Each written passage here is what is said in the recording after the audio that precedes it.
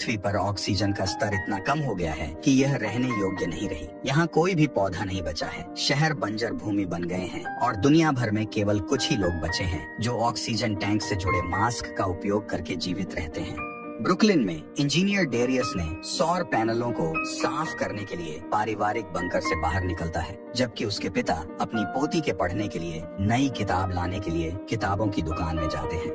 बाहर जाते समय पिता का पैर सड़ी हुई लकड़ी पर पड़ जाता है और वह फ्लोर से गिर जाता है, जिससे वह रिसेप्शन की छत से लटक जाता है। गिरने से उसके ऑक्सीजन पैक को नुकसान पहुंचता है और उसे सांस लेने में दिक्कत होने लगती है।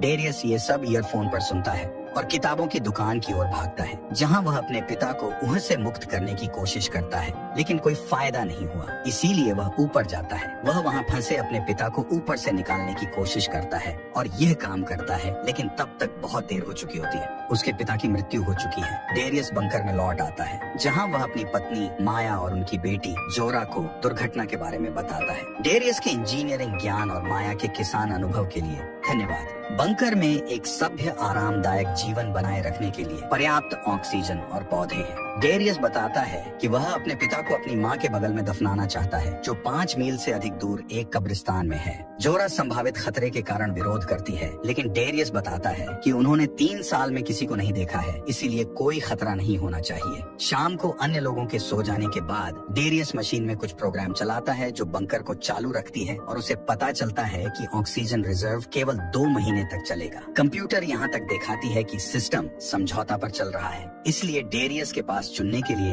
एक कठिन विकल्प है। अगली सुबह डेरियस जोरा को अलविदा कहता है और उसे वह किताब देता है जो उसके दादाजी ने उसे देना चाहता था।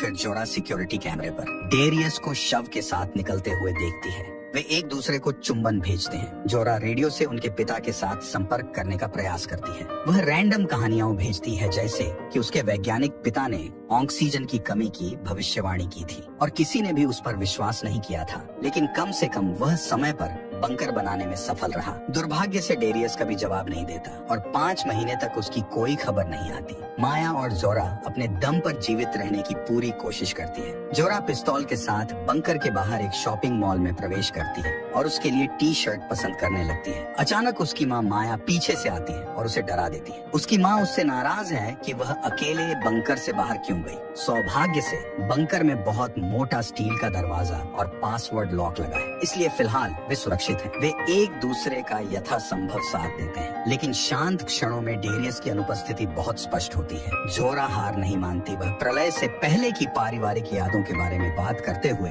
रेडियो के जरिए अपने पिता से संपर्क करने की कोशिश करती है। अचानक उसे अपने पिता के रेडियो से कुछ आवाज सुनाई देती है, लेकिन लाइन फिर से कट जाती है। माया भी हार नहीं मानती और अक्सर बीज बोने के लिए बाहर जाती है, इस उम्मीद में कि एक दिन सचमुच एक बीज उगेगा। माया कंप्यूटर पर फेक एरर चलाती है ताकि जोरा को यह सिखाया जा सके कि किसी भी समस्या को कैसे ठीक किया जाए। कभी कभी जोरा कहती है कि वह अपने पिता को ढूंढने बाहर जाएगी, लेकिन माया जोरा को जाने से मना करती है। एक दिन जब वे बाहर घूम रहे थे तो अचानक उन्होंने 2 अजनबियों को अपनी ओर आते देखा। उन लोगों के पास एक शॉपिंग कार्ट और बंदूकें थी। वे एक पुरानी कार के पीछे छिप जाते हैं और देखते हैं कि कैसे अजनबी लोग बंकर में घुसने की कोशिश करते हैं। वे असफल रहे, लेकिन यह अजीब बात है कि उन्हें ठीक ठीक पता था कि बंकर का दरवाजा कहाँ पर है। उस समय माया और जोरा का ऑक्सीजन मशीन का रिमाइंडर से साउंड आता है और टेस नामक एक लड़की वह साउंड सुनती है, इसलिए वह अपने हथियार के साथ उन्हें खोजने आती है, जबकि उसकी साथी लुकास अन्य प्रवेश द्वारों की खोज के लिए छत पर चढ़ जाता है। टेस सावधानी से कार के पास जाती है, लेकिन उसे कुछ नहीं मिला। उस समय वह सुनती है कि लुकास उसे रेडियो पर कुछ चेतावनी देने की कोशिश कर रहा है, लेकिन तब तक बहुत देर हो चुकी होती है। माया और जोरा उसे जमीन पर पटक देती है और इससे पहले कि अजनबी उनका पीछा कर सके,